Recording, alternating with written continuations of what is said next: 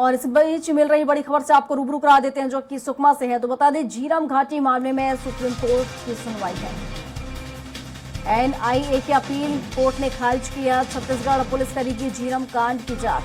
2013 को नक्सलियों ने दिया था इस घटना को अंजाम। 30 से ज्यादा लोगों की हत्या हुई थी और इस मामले में अब बता दें कि 2013 में नक्सलियों ने इस घटना को अंजाम दिया था, जिसको लेकर अब यहाँ पर कार्रवाई होगी। तो 30 से ज्यादा लोगों की इस घटना में हत्या कर दी गई थी।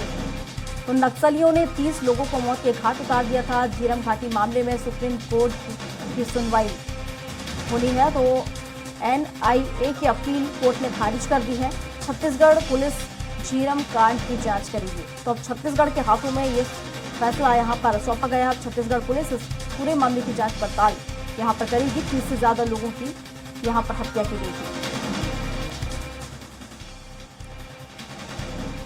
और इस पर विस्तार से जानकारी के साथ हेमंत शर्मा हमारे साथ हमारे सहयोगी जुड़ चुके हैं। तो हेमंत का ही रुख कर लेते हैं। हेमंत, झीरम घाटी मामले को लेकर सुनवाई हुई है और अब छत्तीसगढ़ पुलिस इस पूरे कांड की जांच करेगी। क्या कुछ अपडेट इस पूरे मामले को लेकर?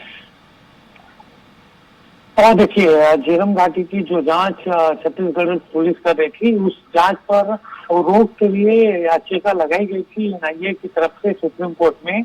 और उस एनआईए की याचिका को खारिज कर दिया है सुप्रीम कोर्ट ने। और इस पूरे मामले की जांच छत्तीसगढ़ पुलिस करेगी। 25 मई 2013 को ये पूरी घटना हुई थी प्रियंका, झीरम घाटी पर। और कांग्रेस नेताओं से 30 लोगों की इसमें जान चली गई थी, उनकी हत्या हो गई थी। इस मामले को लेकर काफी आरोप प्रत्यारोप का दौर बीजेपी और कांग्रेस के बीच चला था।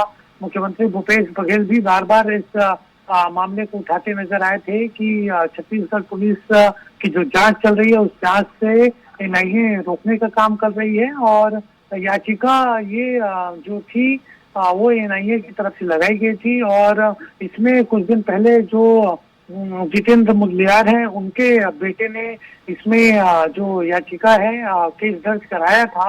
और उसके बाद फिर इस मामले की सुनवाई चल रही थी। और इसी बीच कुछ और तथ्य पेश किए गए थे एनआईए की ओर से सुप्रीम कोर्ट में। तो ये सभी चीजों को सुनने के बाद सुप्रीम कोर्ट ने याचिका खारिज कर दी और इस पूरे मामले की जांच छत्तीसगढ़ पुलिस ही करेगी। बिल्कुल हेमंत, हालांकि देखें तो 10 साल बीत चुके हैं इस घटना को घटे और अब तक इसमें कार्रवाई नहीं हो पाई है। लगातार कहीं ना कहीं देखें तो पेंच फंसा हुआ है। देखिए, इस पूरे मसले की जांच एनआईए उस समय कर रही थी। उसके बाद सरकार जैसे ही कांग्रेस की यहाँ पर बनी, एक एसआईटी गठित की गई और जवाबदारी दी गई थी पुलिस को जांच के लिए।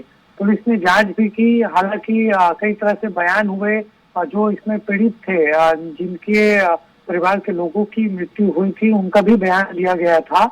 और लेकिन इसी बीच एनआईए की एंट्री हुई। एनआईए जांच कर रही थी और जांच के दौरान कई जो नामी नक्सलियों हैं उनके नाम सामने आए थे, लेकिन उनका एफआईआर से नाम हटा दिया गया था बाद में। और इसी को लेकर आपत्ति सरकार की ओर से दर्ज कराई गई थी। और मुख्यमंत्री भूपेश बघेल ने भी स्पष्ट तौर पर कई तरह के सवाल खड़े किए थे एनआईए के ऊपर। और फिलहाल अब जो सुनवाई हुई है उसमें याचिका को खारिज किया गया है। अब इस मामले में छत्तीसगढ़ पुलिस नए सिरे से जांच करेगी। चलिए, शुक्रिया हेमंत आपका तमाम जानकारियों के लिए।